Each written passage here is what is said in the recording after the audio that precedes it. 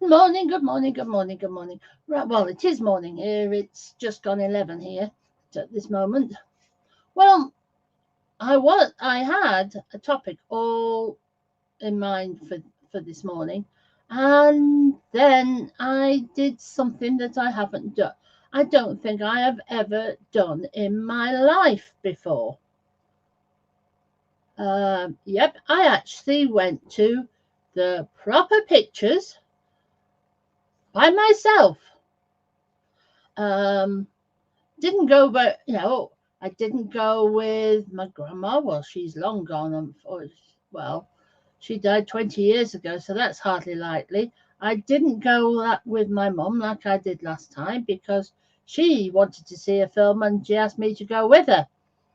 And on there, I went all by myself, all on my own. Some um, interesting thought, but it was a film that I really wanted to see, and it's a film that has created a big stir in the with our cousins on the other side of the pond, and it's called The Sound of Freedom. And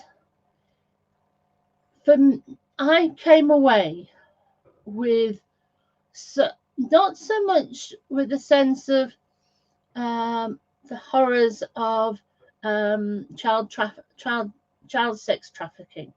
Well, to be honest, if anybody can't see what is wrong with selling a child to 10 times a day so that somebody else can rape them, I'm not sure what is wrong with them. If they can't see that there's anything wrong with that, I'm sorry, they either need medical help or to be sent off to jail for their wrong thinking on that one. Sorry to be so blunt, but that's where I am with that. But what struck me through all that was how the main character was driven by love. It sounds strange to say that a hard, as a well trained person who worked for um, law enforcement, a form of for a law enforcement agency um, in California, was so driven by love of of the victims of the crime that he went the extra mile to save them. And I mean, it was there, and it came across every so often as well. Um, if this was your child, what would you do? And that point was driven home again and again and again. If it was one of your one of your children that was not sleeping in their bed tonight, what would you do? If it was one of your, if it was one of yours, if it was one of yours, no. And the challenges faced and the way that love was expressed really I suppose really shook me because it was so obvious that the whole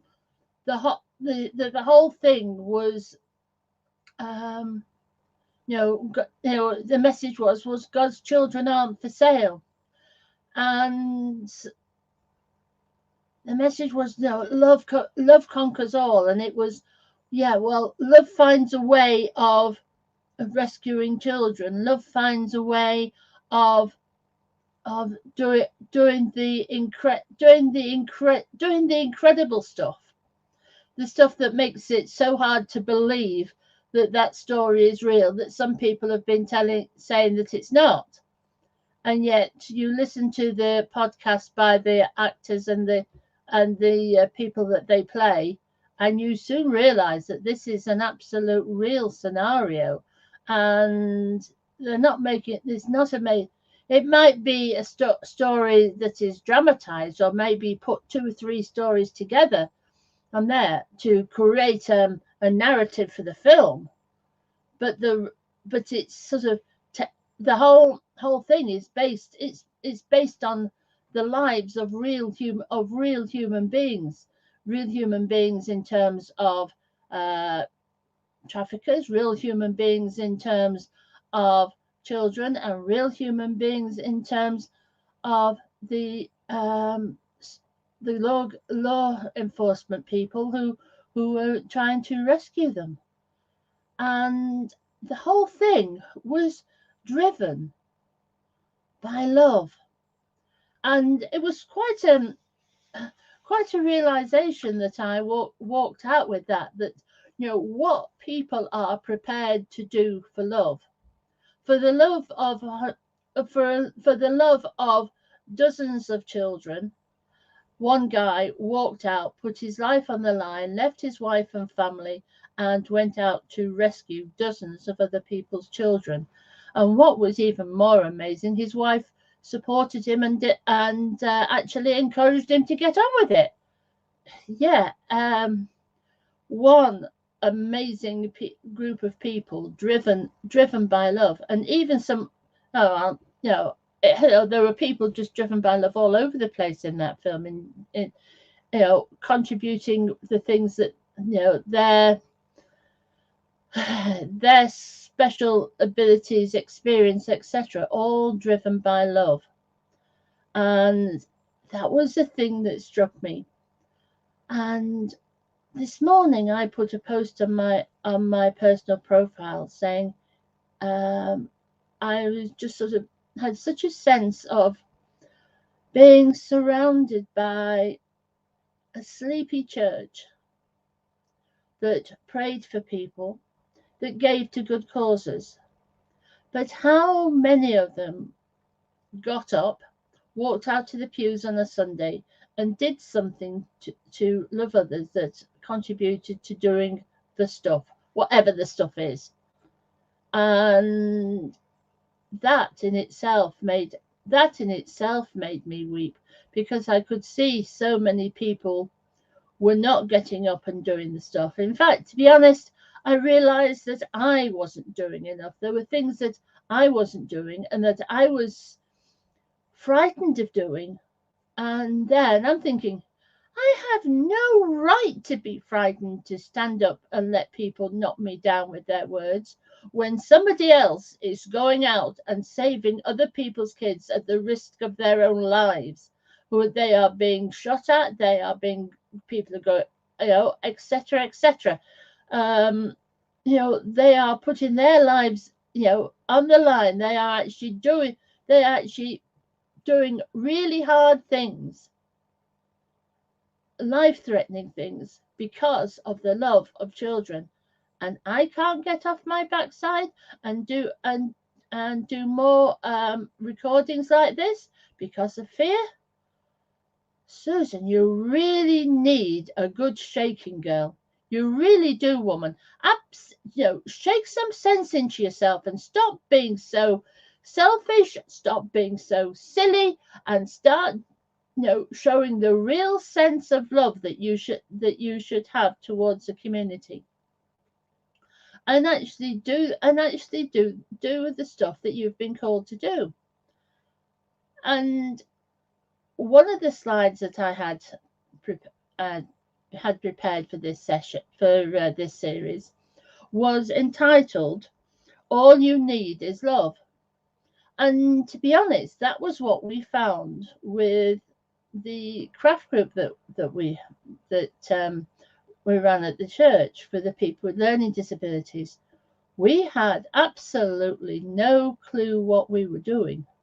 Absolutely no clue whatsoever. I walked into that completely blind. I had some ideas of what to expect, and those ideas were blown out of the water the first time when somebody came along to the group.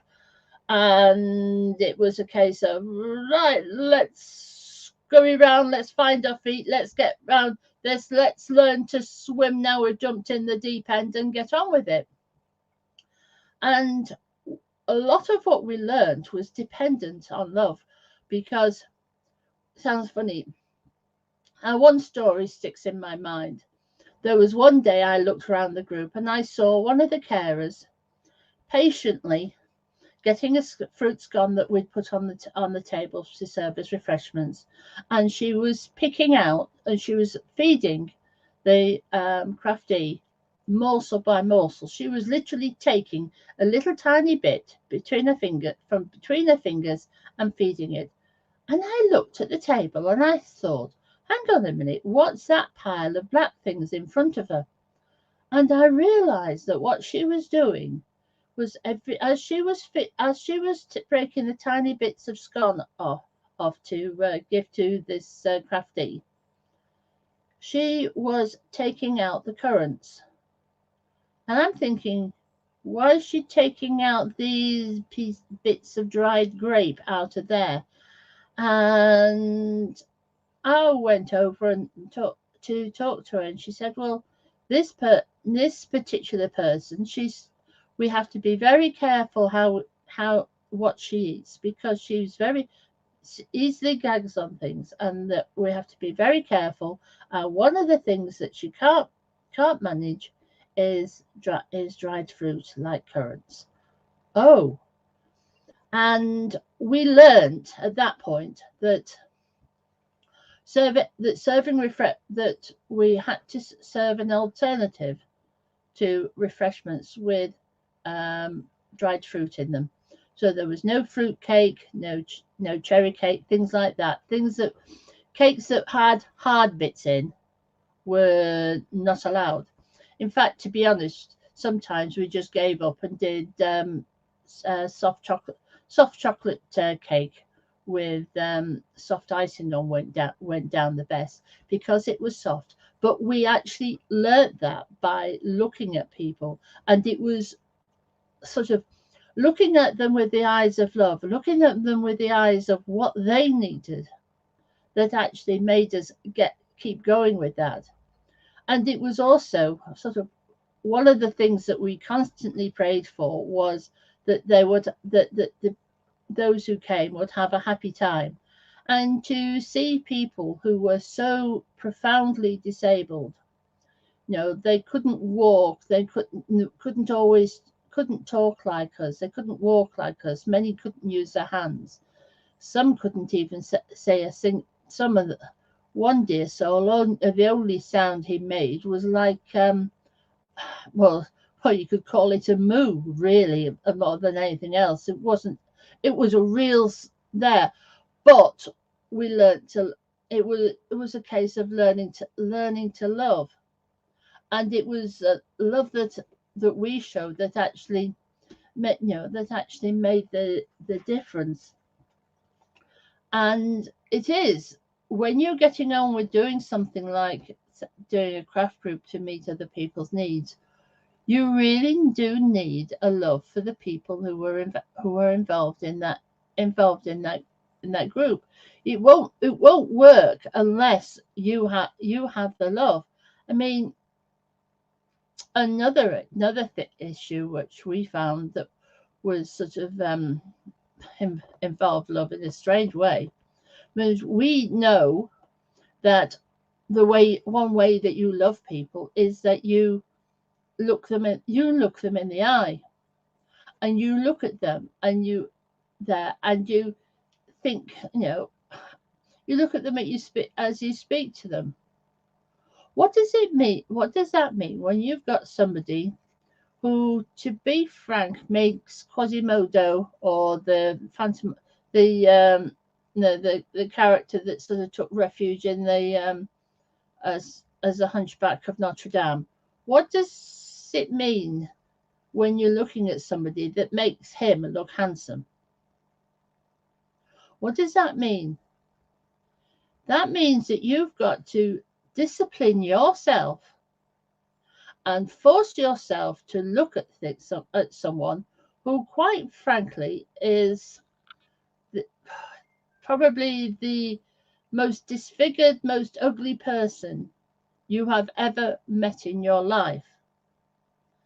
But love means that you discipline yourself to look them in the face and talk to them like a human being. Well, they are a human being. They might be profoundly disabled. They might have all sorts of issues, but they are still a living, breathing human being. And they need love. And if love means looking them in the eye, well, you look them in the eye at there and you, I mean, well, force yourself to do that because you know that is the loving thing. That is a loving thing to do. It is sometimes love leads you to do things that you wouldn't do any other way. If you didn't love someone and you didn't want to show them love, there's no way you would go anywhere near a person who were in that situation.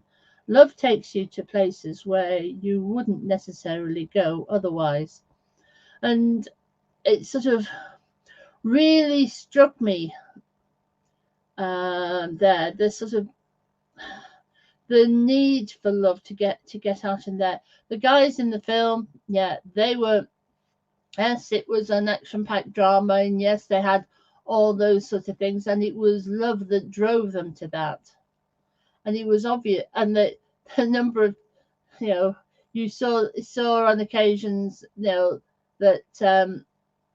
how they looked like genuine tears that were coming, that were sort of overflow of emotion from these tough guys who were um, seasoned professionals and law enforcement people. They're sort of, like I say, seasoned professionals, and they were so full of love that they actually did the impossible.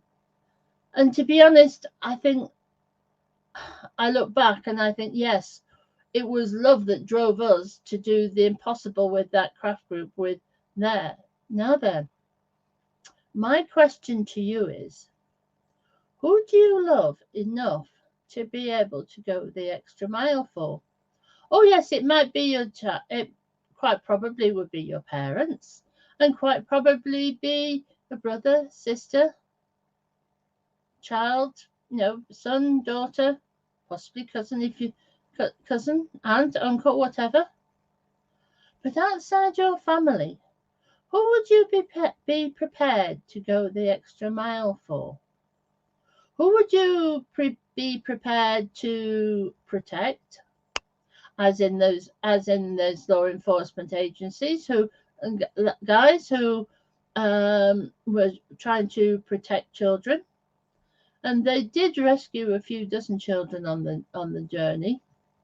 It's just as but that, God love us, is a drop in the ocean of the number of women and children who are trapped in some form of sex slavery.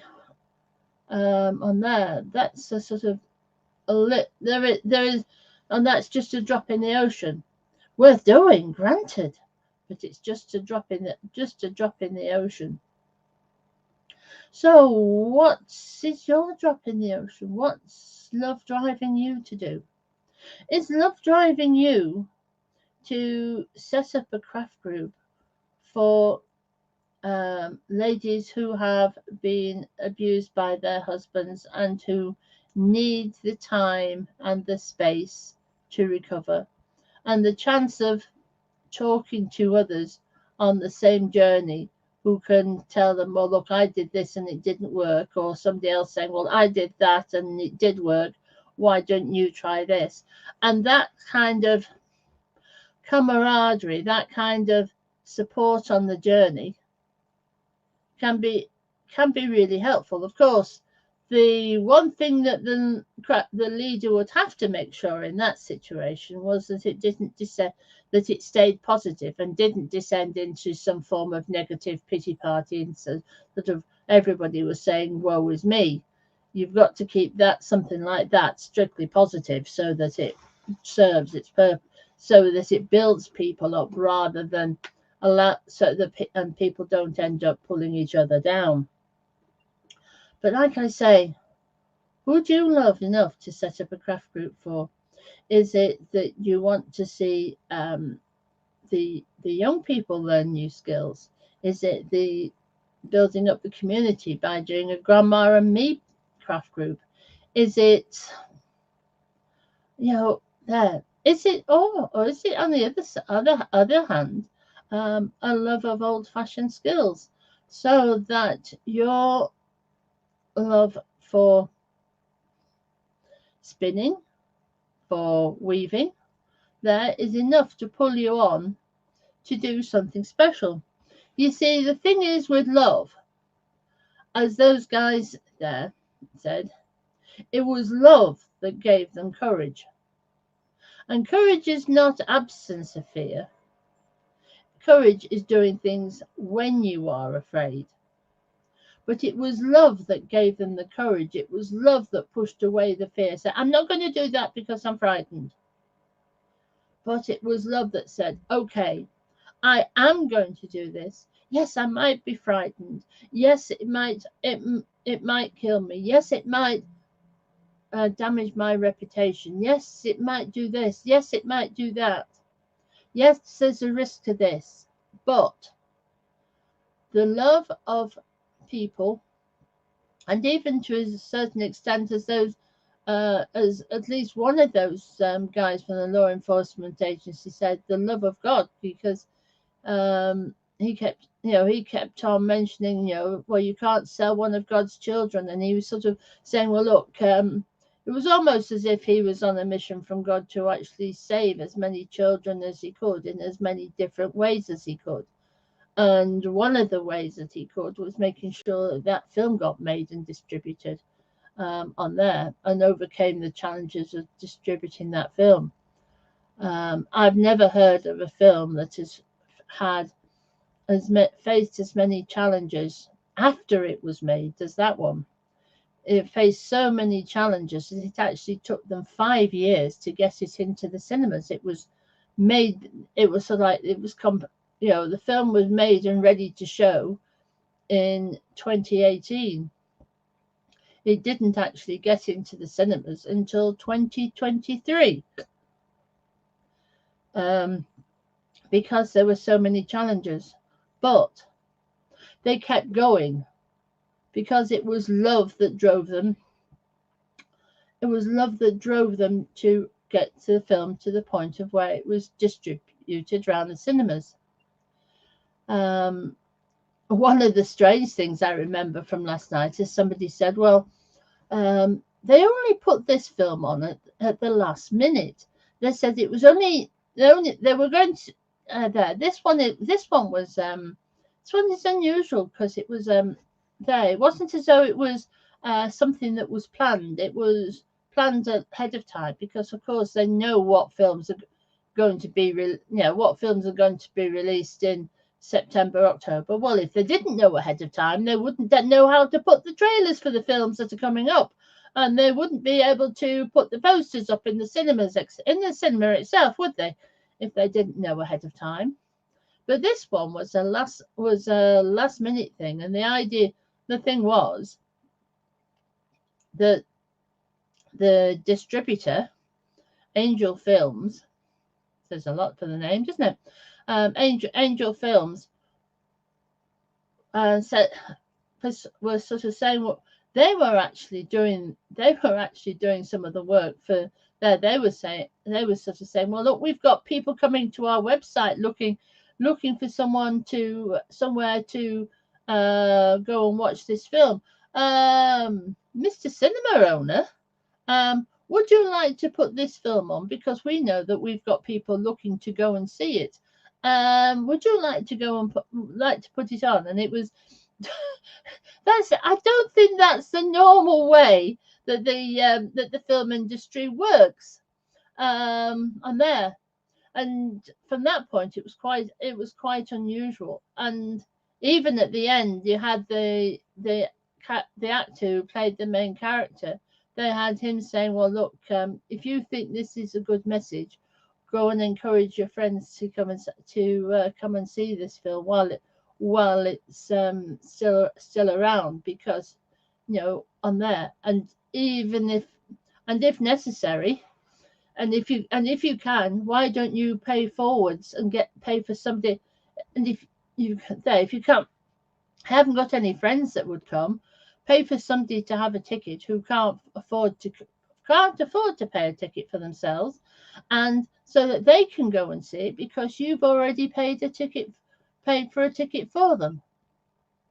I've never seen that. I've never heard of anybody doing that in the cinema before. But it's done that way because they are doing it differently. They are doing it because they want to get the message out. They want, it's a very powerful message, whichever way you take it. I mean, for me, it was the power of love that was driving these guys to rescue these kids.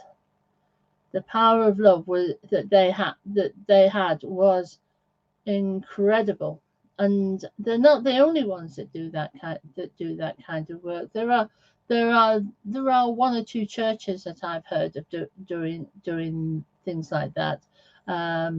In South America, and even I think even places like Thailand and that sort of part of Asia, and so like the neighboring countries in that part of Asia, there are church groups that do that kind of work and go out and aim to rescue kids from sex slavery. You just look at them. The thought of actually, thought of how somebody could make money by selling a child, 5-6 times a day, so that child to someone who wants to rape that child is horrendous. So horrendous cost on the child. It's horrendous, and I can't imagine that it does the perpetrator much good either. On there, and it can't do anybody any good. And then, so if love is our secret weapon, how are you going to use love yourself? Are you going to use your power of love to do something that's relatively simple, like set up a craft group? I mean, setting up a craft group is relatively simple compared to going to a foreign country and sort of set it and rescuing sex slaves. It's somewhat different. I mean, the story of the rescuing of one particular girl comes from the brother asking the guy from the law enforcement agency, the main character, well, if he could do something to rescue his sister. Well, when he did, spoil the film if I say he actually succeeded one time, but never mind. But he made a huge effort to rescue that girl, driven by love, driven by the love of children. I mean, after all, he had children the same age himself, and the love of children, and in fact, even to a certain extent, I suppose, the love of the parents, because it was the parent, heartbroken parents who sort of lost their children. Yeah, and you would understand what it was like for the parents. Understand what it was like and seeing, well, oh, could they really do that to my child? Yeah, it's scary. It's scary. So what are you prepared to do for love? What are you prepared to do for love? It might just, like I say, compared to those guys in the film, setting up a craft group is nothing in comparison. So who do you love enough to serve by setting up a craft group? Something to think about. Anyway, that's my half an hour up of ranting and raving. And that's also the last in the schedule of these 3 Crafting a Healing Journey broadcasts. The whole story of, there is actually the book Crafting a Healing Journey for People and Places. As I reach over and get a copy for it, there you are. You can see that.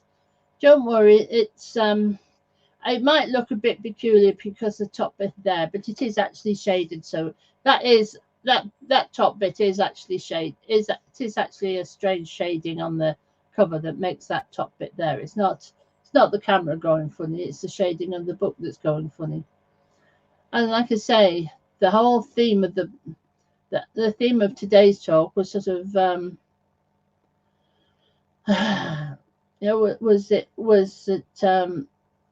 was all that you need is love. And to be honest, see, look at what's happened in this picture here. You've got a broken heart, and you see the stitching on the heart on there. And see, put up to the camera a bit. You can see the stitching, and somebody has got a needle and they've stitched up the cut in somebody's heart. And as those law enforcement guys, they actually tried to find ways of rescuing the children to stitch up the cuts in the parents' hearts, to stitch up the cuts in the children's hearts. And yes, they took risks, and yes, it hurt them. But they were so determined and driven by love that they did the unthinkable on there. So, and this is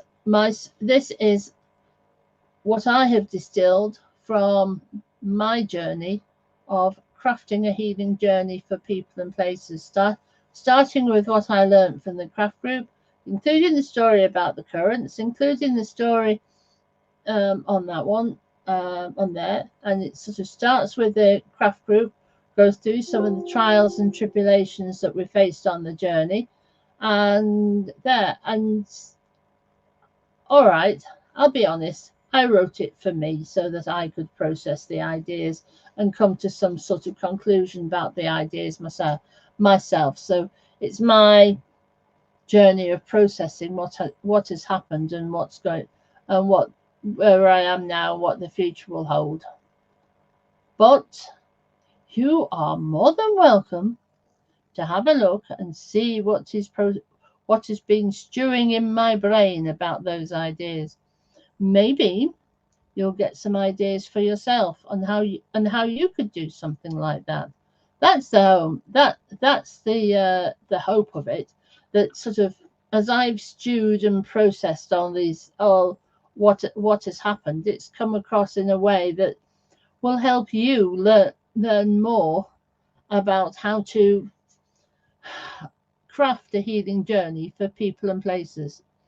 And even more so, if you are a crafter who wants to expand the kingdom of God using craft-based activities to transform people and improve communities, which is what it says in that small print underneath the title, it may even be more for you than you thought.